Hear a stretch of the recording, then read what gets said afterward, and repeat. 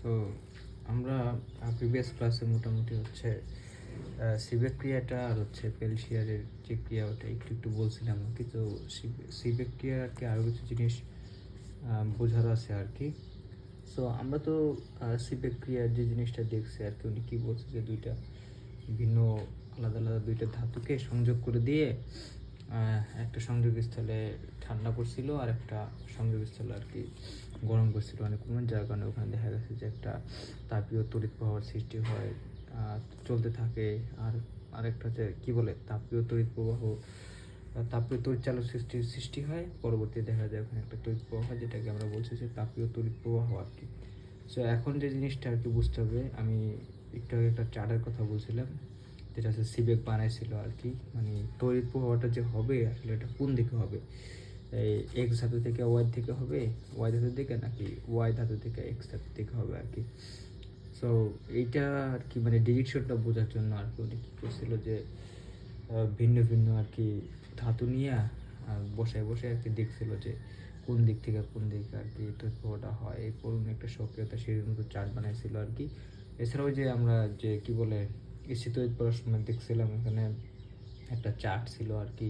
So ওই চার্টে দুইটা আলাদা আলাদা বস্তুকে নিয়ে আর কি ঘষলে কে ইলেকট্রন দিবে বা কে ইলেকট্রন গ্রহণ করবে সেটা আর কি আমরা বুঝতে পারতাম আর কি। সো ওইরকমই আর কি বিষয়টা এখানে।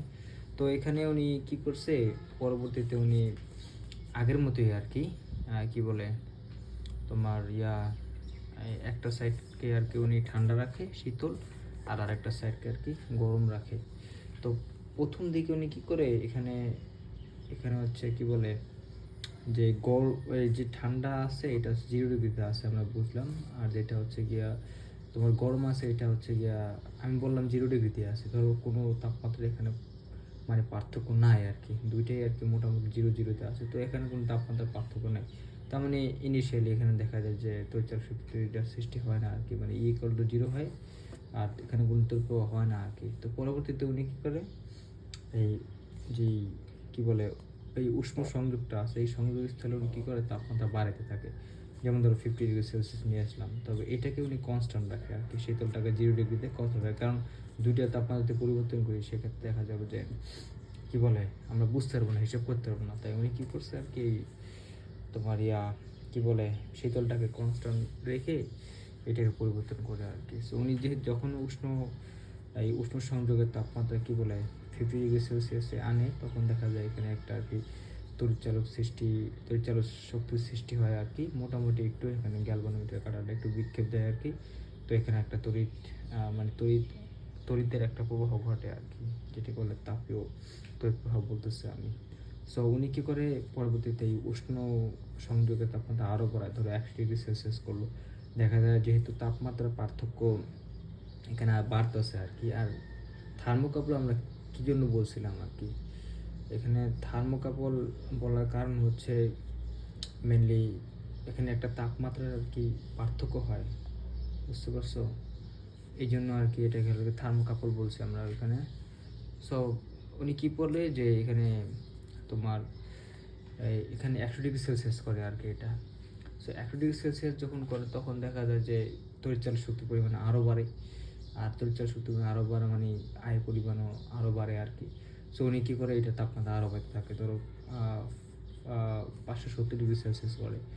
সো যার কারণে তাপমাত্রা পার্থক্য আরও বাড়ে, মানে আর তাপমাত্রা পার্থক্য আরও বাড়ে, যার কারণে দেখা যায় যে তড়িৎচালক শক্তির পরিমাণ আরও বাড়ে। আমরা ধরে নিলাম যে 570 ডিগ্রি সেলসিয়াসে তড়িৎচালক শক্তিটা আর কি সর্বোচ্চ, বা আয়টা সর্বোচ্চ হয় আর কি। সো এটা ধরে নিলাম আর কি। সো এখানে তো আমরা যে দেখতে পাচ্ছি যে কি বলে এখানে হচ্ছে ওয়াই থেকে আর কি এক্সের দিকে তড়িৎ প্রবাহটা হতেছে আর কি, ওয়াই থেকে এক্সের দিকে।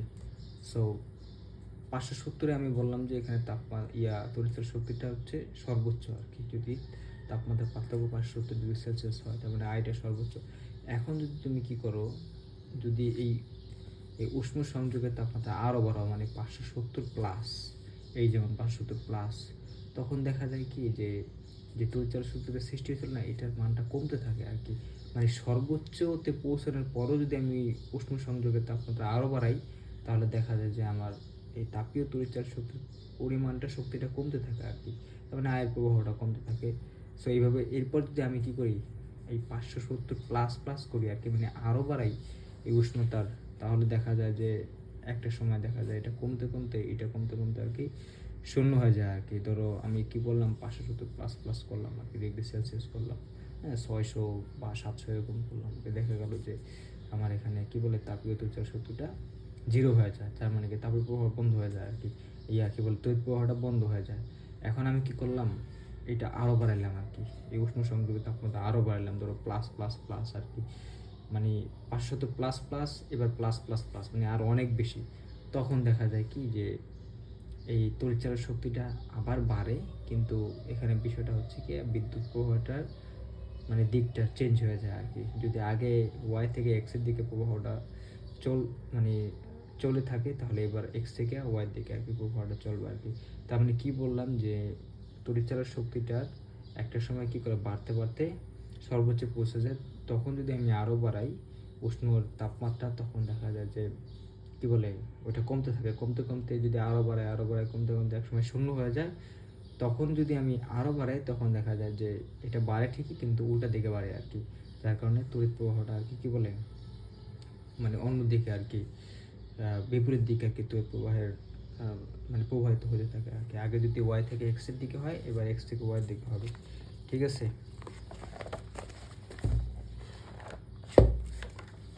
তো এই জিনিসটা আর কি এখানে আমি বলছি যে যে যদি আমি এই করি, এখানে যে দুইটা প্রভাব, আগে প্রভাব ছিল এইভাবেই তোমার ওয়াই থেকে এক্সের দিকে, পরবর্তীতে প্রভাব হয়েছে যেভাবে দেখো, হ্যাঁ এক্স থেকে ওয়াইয়ের দিকে আর কি। সো এটাই আমি এখানে দেখাইছি ছোটোভাবে যে এটা আর কি মানে থার্মোকাপলের যে ঘটনাটা, তো সিবেক ক্রিয়ার যে ঘটনাটা, এটাই আর কি আমি এখানে আরেকবার একটু ব্যাখ্যা করছি আর কি।